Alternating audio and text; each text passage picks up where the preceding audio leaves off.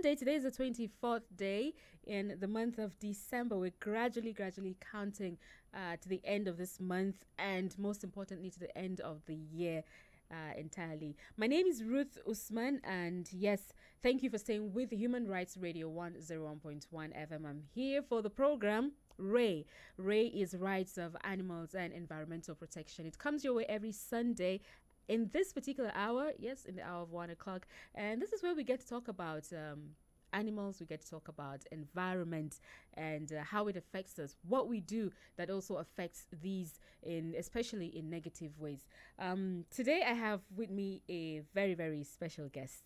Yeah, he is Dr. Bala Mohammed. Good afternoon to you. Good afternoon, Ruth. Good afternoon, Abuja. Thank you for having me. All right. I said he's special because this is the first time we're having a veterinary doctor on the program in the house today. So it's like I'm just super excited. He is chairman of Nigeria Veterinary Medical Association, FCT chapter. He's also a veterinary consultant. And he's secretary... Secretary Animal Welfare Initiative Nigeria. There's just so many things, but then this is him. And today on the program, we intend to start, by looking at, let me ask the question this way instead. Should animals have rights? Or do animals have rights? Yes. No, I want to say, should they? They do have rights. And perhaps even more stronger than that of humans, because these are creatures. They say animals are equal, but some are higher. Are they equal to us? But again, we're on top of the food chain. In creation, God has created all these creatures and then put under some put them under one another. And so also with the animal kingdom, you have man up there and then the animals are down there. And therefore, even naturally, they do have rights. And then even by a lot of charters and so many other laws of the federations, countries by country, in the United Nations, animals have rights. We have animal rights and welfare.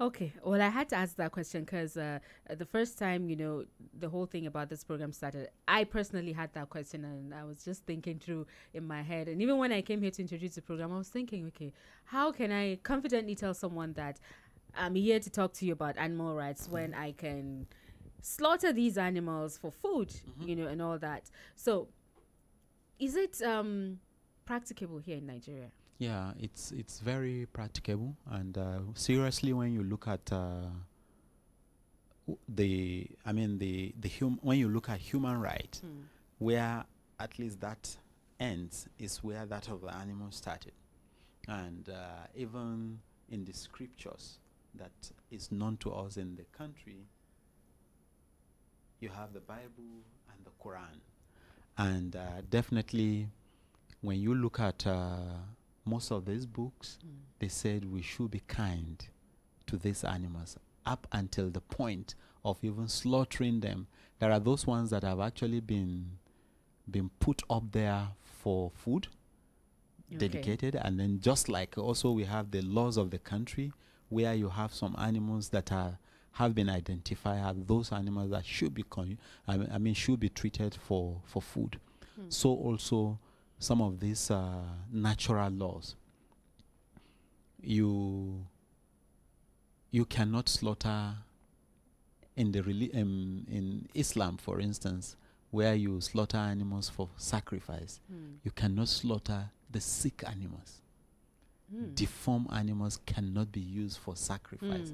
You have to get the best of the best in terms of health and in terms of even conformation. Even though you're about to take life of this animal. Yes.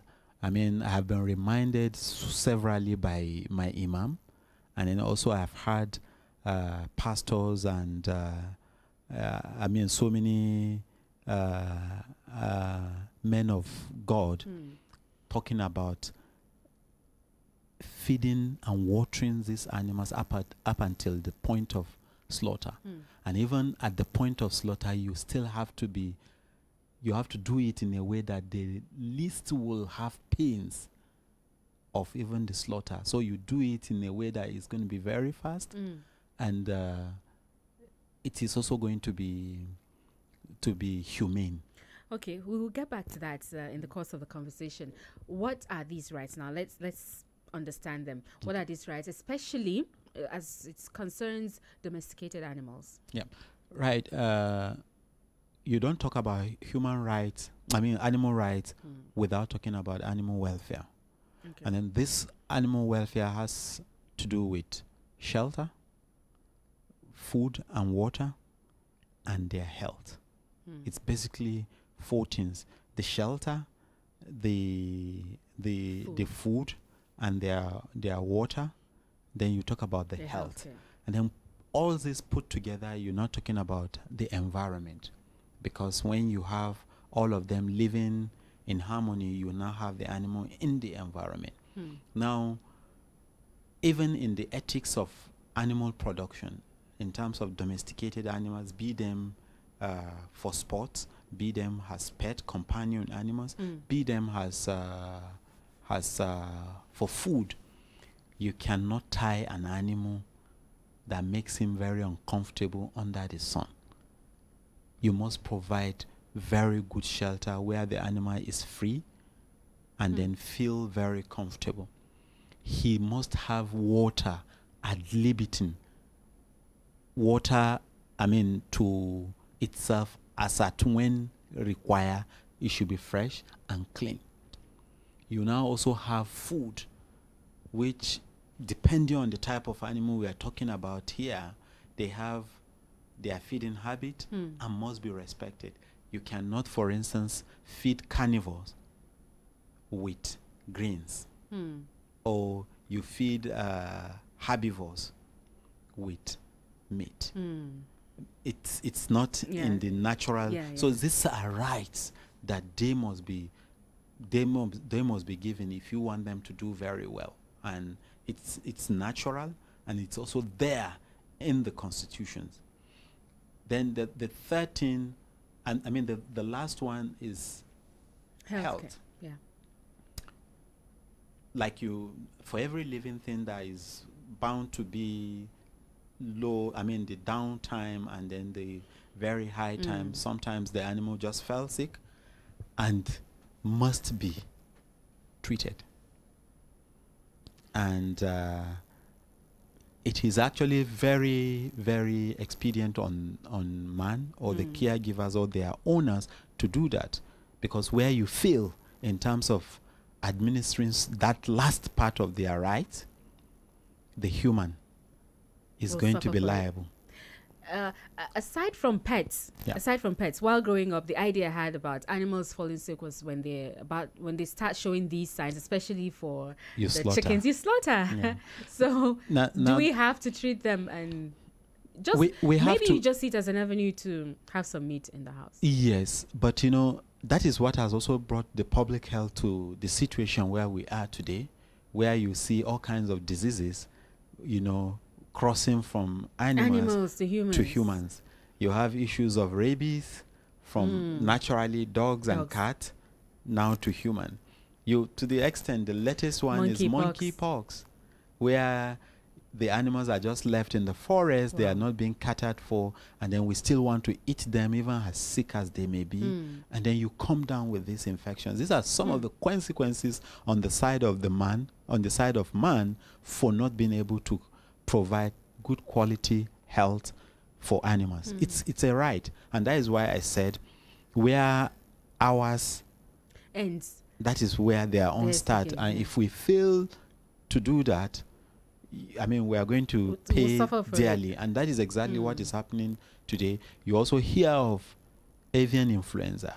Before now, bird flu, nothing is heard of. You grow chicken once they are. But that is still debatable. Yeah, like I'm saying, we've been eating this chicken. It's been happening. But they'll start when they start to behave that way, you rush and you catch them, you slaughter. Exactly. And but why is it different now? Why is the avian flu thing affecting us these days. Evolution, the environment itself. These animals are supposed to be kept in a way, but if you delay or you extend not doing what you are supposed to do in making sure that they are happy, these diseases comes up and will now start affecting those who either use them as companion animals or those who eat them as food or those who use them as sports. You have lots of diseases also from horses being used as a sport that affects man, like ringworms, fungal infections affecting horses can easily be, if you don't treat their skin very well, it can transmit to humans. And it's the same thing with different kind of diseases. For instance, the snakes. In other climes, you even have people keeping these snakes as pet. They don't do them anything because they are being treated very well. The welfare and the rights are being put in there. Remember that animals will only kick, bite, or sting when you hurt them. Yes. Naturally, they are going to be good with you, but they will kick you, they will bite you, they will sting you when you feel not to do the right thing. Or maybe when they also wake up on the wrong side of the bed, like they're just having a bad Not day. true. Sometimes we have bad days for some reasons. Sometimes they behave in a way you wonder, why is this animal behaving like this? Well, I don't think it's true. For those who keep dogs or cats as pets will tell you. For those who also have snakes as pets will tell you.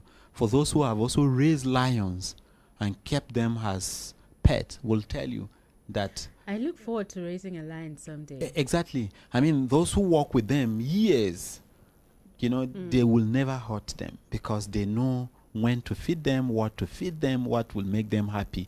The very day they deviate from the right thing, which is the animal right, they will get to knowing the animal that at the other side. So they actually do have rights.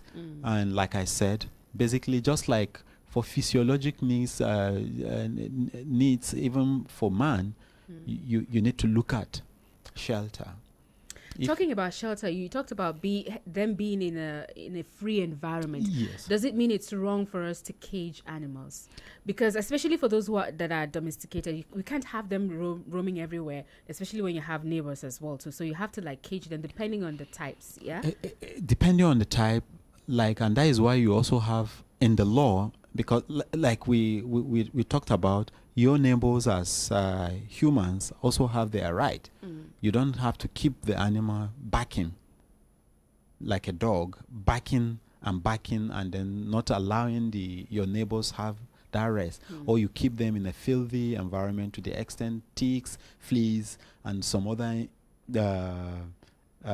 infections could now start spreading to your neighbors. No, it must be properly done, otherwise the human right at the other end, because you fail to do the right thing for the animals, will also be raised. And it's wrong to keep them in a cage. It's when you have a fowls, for instance, you have fowls. Again, that is also why you also have some national laws, some environmental laws, where you cannot keep them in the same habitat with humans. That's another thing. I've had instances where neighbors raise, I mean, it must be in a proper farm where it is dedicated for production of such. Some have pigs. But you could also have some birds as pet birds, but they must have a very good environment, not that cage that will not even allow them move anywhere, or they are defecating on your neighbor's fence and whatever. No, it must be a roomy space, a roomy cage, where you should have these animals feel close to the natural environment in some instances. So it means the cage should have features that are organic, sort of. And that is what we call aviary, where the cage is done with even natural plant in it and fruits growing. And then if you can't put in, if the tree will not grow the fruit, you have to get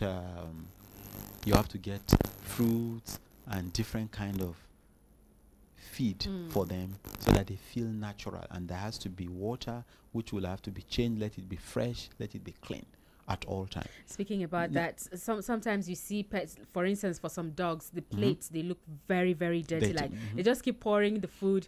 Each day it comes, they put another one. Sometimes there's even sand in it, you know, and then the water, the container looks so slimy because they...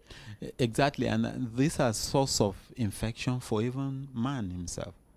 Because if you have birds consume that and then they are infected and then the feces is in the same environment, you go to pick it, you are likely going to contaminate some of your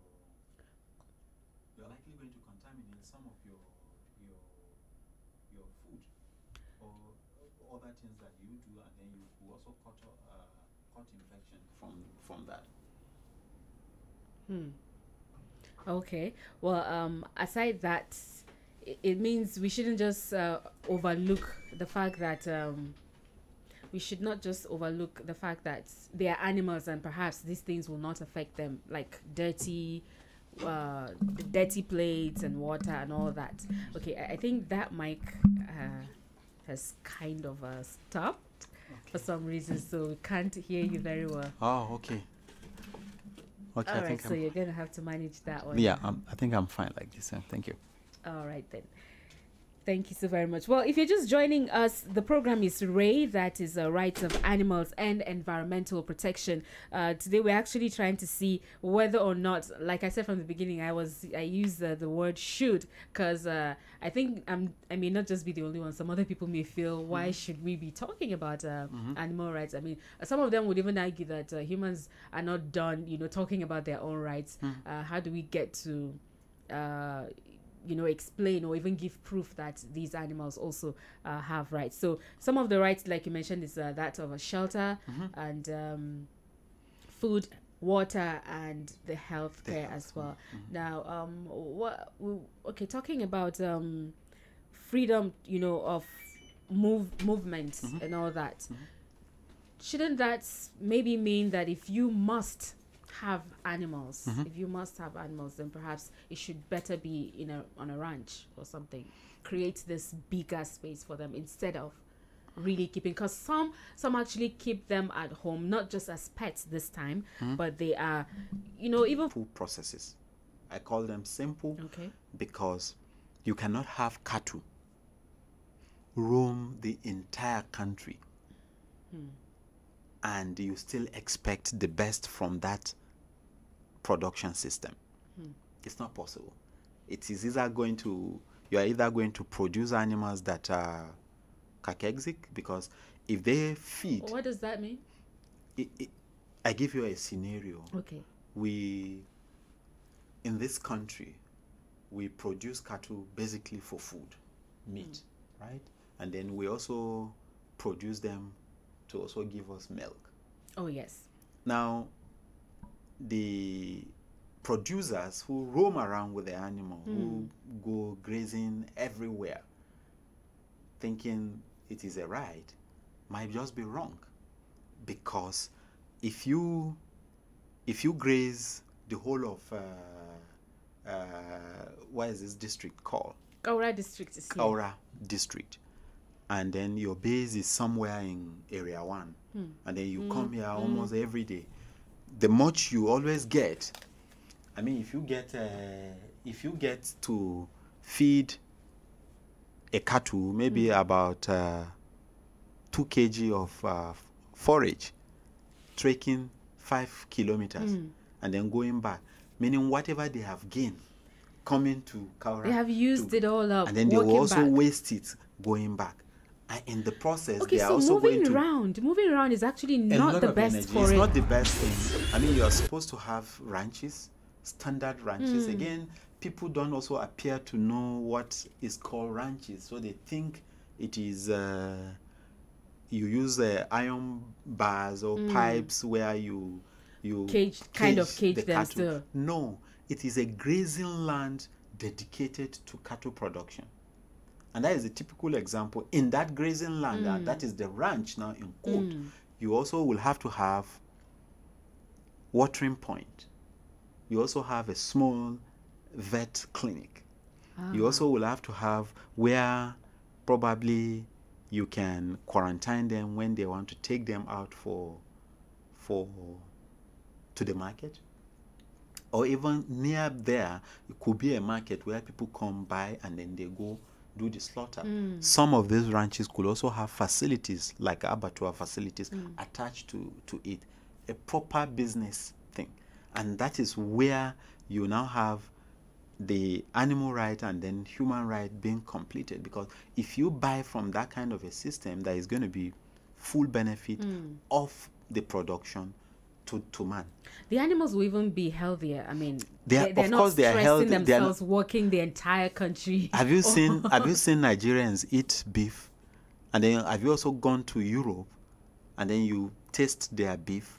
I mean, here you start even tearing. You will be crying because you are chewing beef. I think so we need tough. to talk more on that ranch, but we need to go on a break at this point. Do stay with us on Human Rights Radio 101.1 FM. Welcome, my dear friends.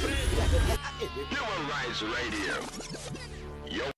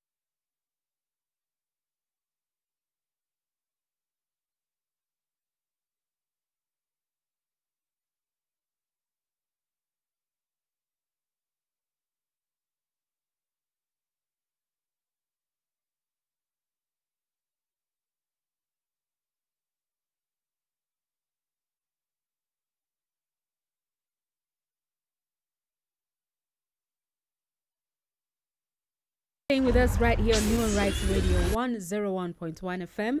It's Ray this beautiful afternoon, and we're talking animals, rights of animals on the program today. I've been speaking with Dr.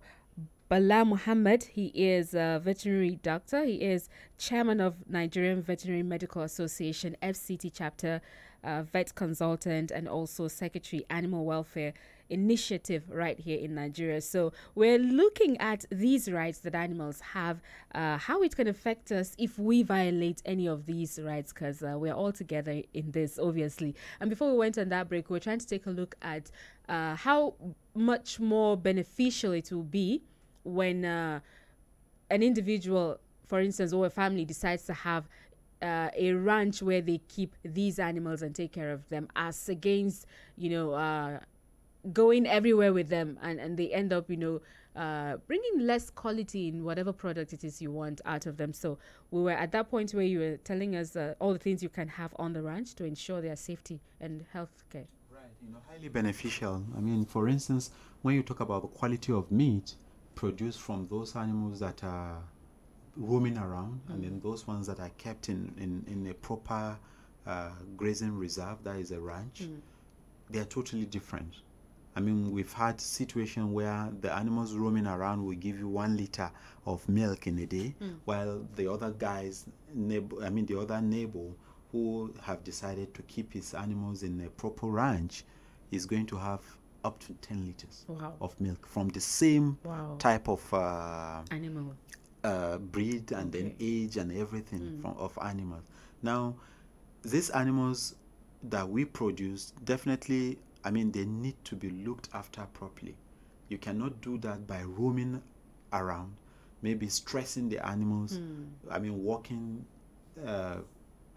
so many kilometers to getting watered, getting fed, and then you expect that they are also going to produce the same benefit. It's not possible. So the thing here is that, and what we have also been preaching in terms of the welfare here and the right, is not actually to the animal alone, but it is even to man, who benefits more from raising these animals. When you ranch your animals, the benefits are that they don't get caught up with diseases. They also don't get stressed up, because they are just enclosed in a small place. So the little that they will get daily, they are going to use it for more meat or more milk. So the animals are healthier, and then the production systems appears to be more economical. But how affordable is, ranching them, so to speak, keeping them all, in a close-knit place? And it's all about cost benefits. These are businesses. I mean, we must look at these things beyond some of the sentiments that we attach to businesses like that. Because you talked about providing where you water them. Exactly. So you have to. In a ranch, when you look at the benefit, is that this is a setup where even those who produce these animals, that is the pastoralists that produce these animals, get educated. That is, their children can access education, because near this settlement is you have schools. You also have health care for them. Also, you now have health care for their animals, all situated in one place. And then they also will have a very good livestock market, and then also market for themselves. So it's a proper setup where you have a region with all kinds of infrastructures that will benefit the business of livestock production.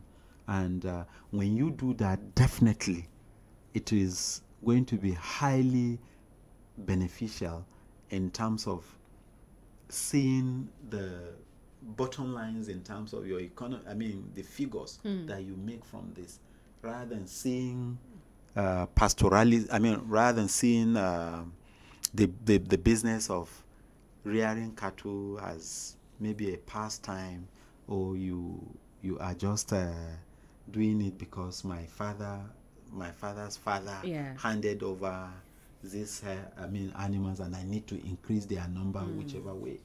So it is important that that we look at it as business, and we also do it properly so that those who are into that business can see the good benefit. And here, the country, for instance, today is at a crossroad where government will need to demonstrate the benefit of doing this type of business properly. And then that will save us a lot of troubles that we have in the land today in terms of the security breaches and the conflicts that we have between farmers and herdsmen and farmer conflict. I mean, these are some of it helps greatly when you do some of these things properly. And it's not, I always tell people that don't kill snake, and snake too shouldn't kill people. And it's a typical example because you don't get to see snakes almost all the time, but you get to see some of these animals all the time. And it is a kind of insinuation that if we look after these things very well, then the benefit is going to be for all of us. It is not going to be for the cattle owner because they are producing these animals for humanity. And we need to get our government demonstrate this kind of values to those who are in the business of livestock production.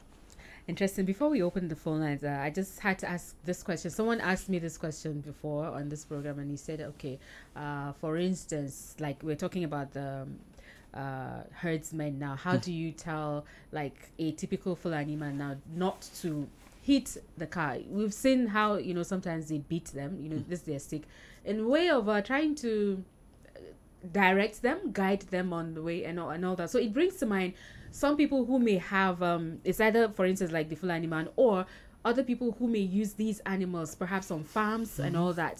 How do you, like the donkey is another animal that they beat a lot. I don't know. They beat them a lot. So how do you really get to discipline these animals without appearing to be so brutal on them?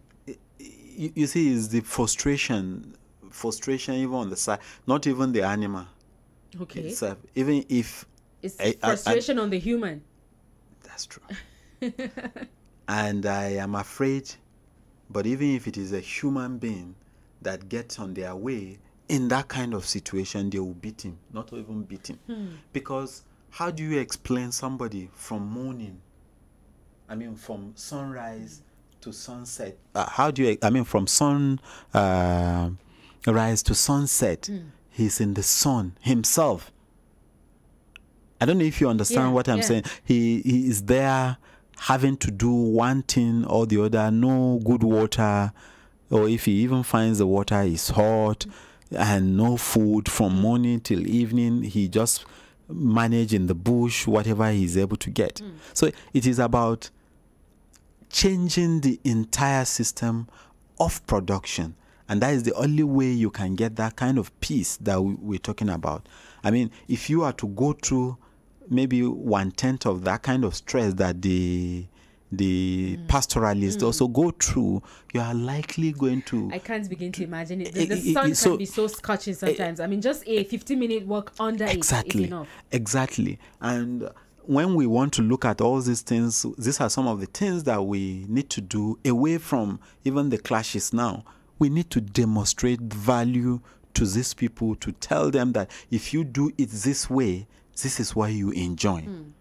Because this is how they have been, it's like a culture that they've been handed down with, and they don't believe there is any other better way of doing it. So why not get government to totally change their orientation by showing them, by demonstrating value with this new system that we're talking about? That way, of course, this conflict will just... Before now, they have always lived harmoniously with farmers. The farmers will get the dung from their cattle and then will also use it to grow their crops. True. While in turn, the residues from this crop will be donated to the animals. And so it has been harmonious. So something just would have happened where you have imbalance of this benefits to our colleagues in climate change industry, so to speak, will also tell us that some of the climate conditions are are responsible for why this shift exists, why Exactly. there doesn't seem to be enough food for the herdsmen, and so they're just encroaching, going into wherever Exactly. they would find. And which needs to stop. A lot of people have also argued that desertification may have been caused by people felling trees or grazing. Man's activities on overgrazing the land, thereby not allowing the crops to a kind of regrow, and then it keeps affecting, and then it's coming the desertification. So there has to be a way that you balance things. Even in the ranch, there is a way that you rest the grazing lands in your ranch. Yeah. You divide You it. allow it If you graze here 2-3 months, you must rest it for another 2-3 months, and then allow it grows back.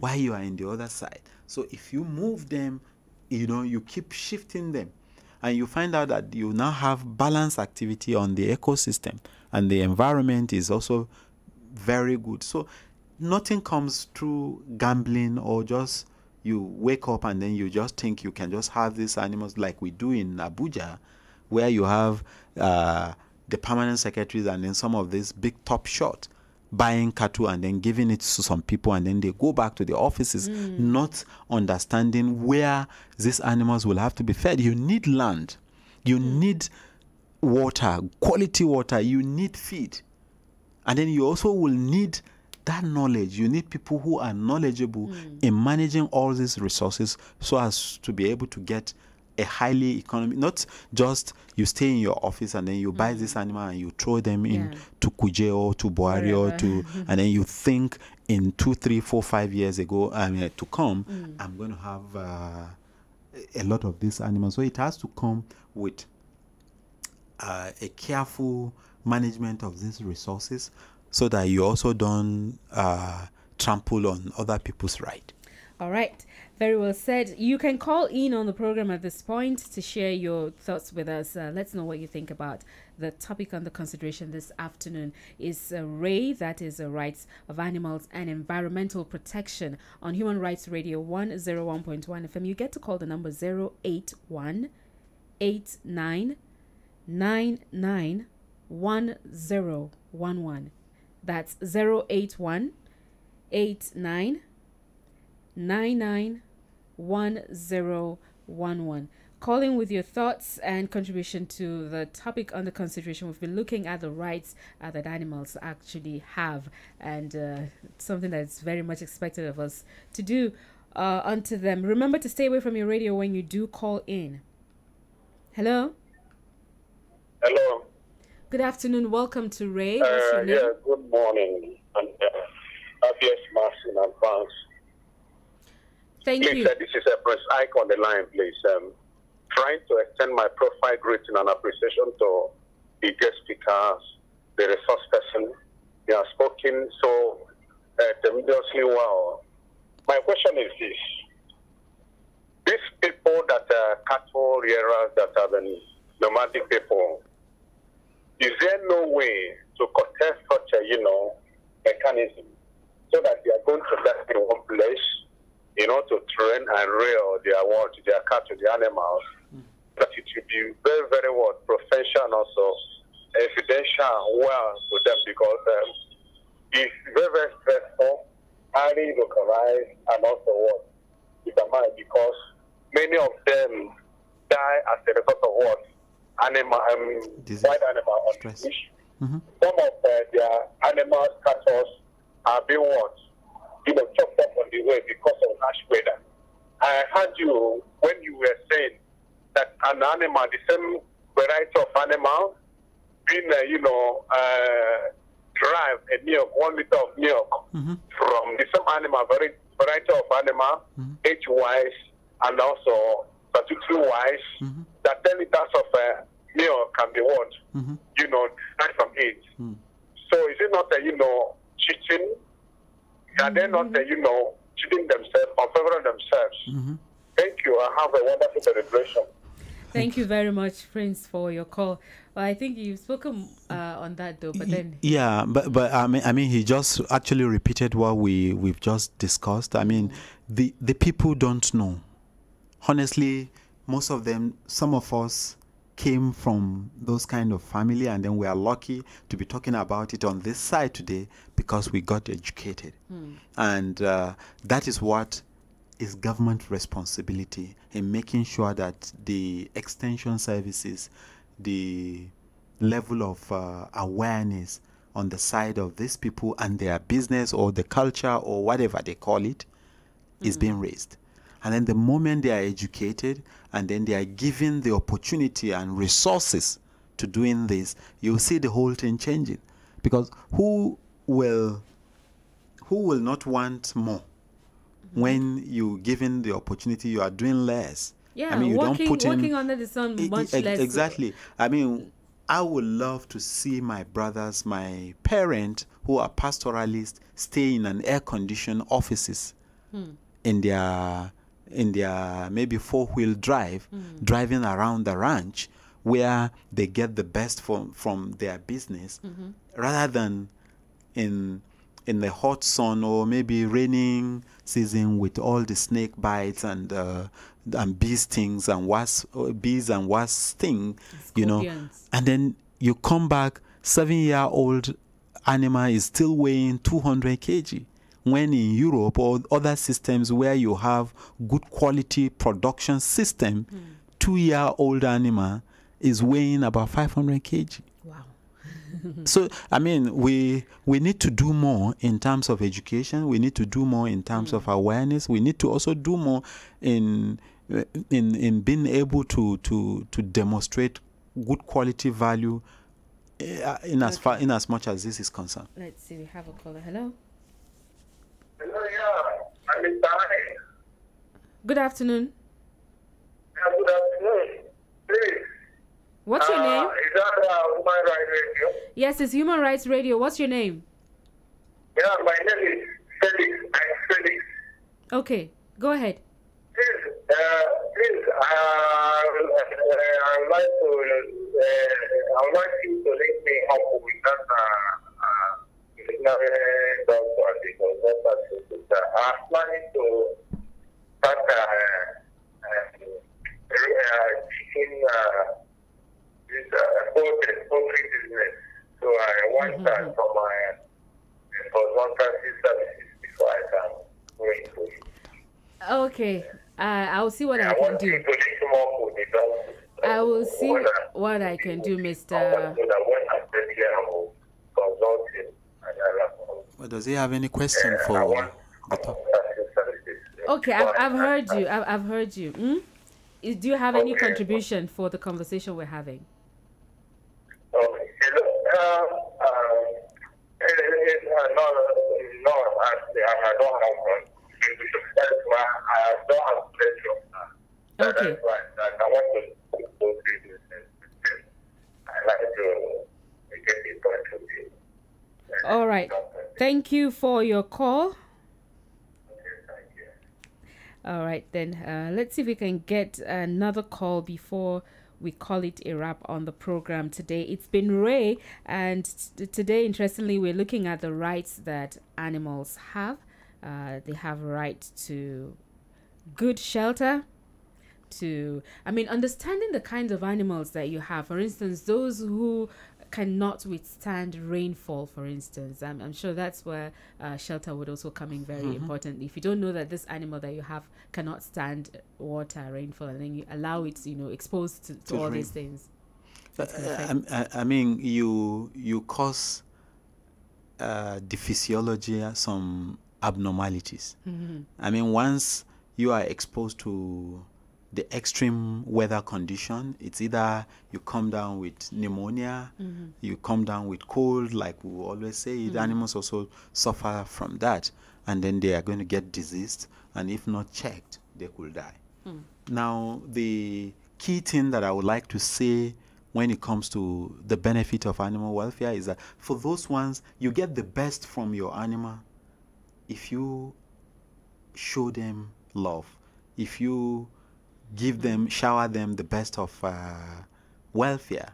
For instance, quality food, quality water, quality and wholesome water, health care, and then good shelter. So if you have animals like poultry, and you don't supply them that, if you keep them for eggs, they are likely not going to get any egg. Whoa. If you also are keeping them for meat, like the broilers, you're also likely not going to get anything. If you keep horses and you don't water them well, you don't groom them, you don't wash them, horses like being showered, shampooed. Wow. You also will not get the best out of those horses. And it's the same thing with all animals, including dogs and cats. If you have a dog that is hungry, he's going to bark the whole day.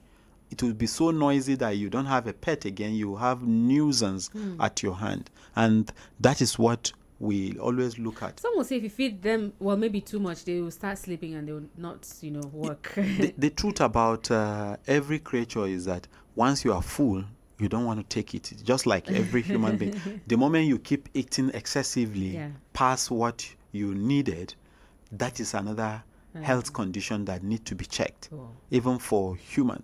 And then it's the same thing with animals. And if you, for instance, dogs are to be fed once a day, but you should leave the quantity that you think should do them. Now, you don't feed them rice and you think, oh, the same cup of rice, while the same size can of dog food is the same thing with the same can of rice.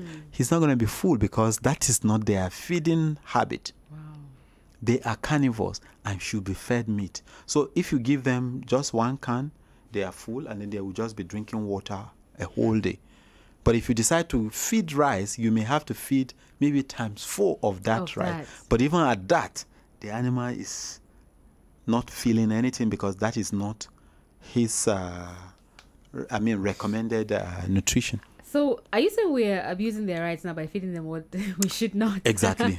Exactly. All the rice they've eaten, they've practically eaten all the food that humans eat in Nigeria. They will only in the villages. I grew up in the village where you see even rotten food when it's getting bad. Shit. You have. I'm sorry.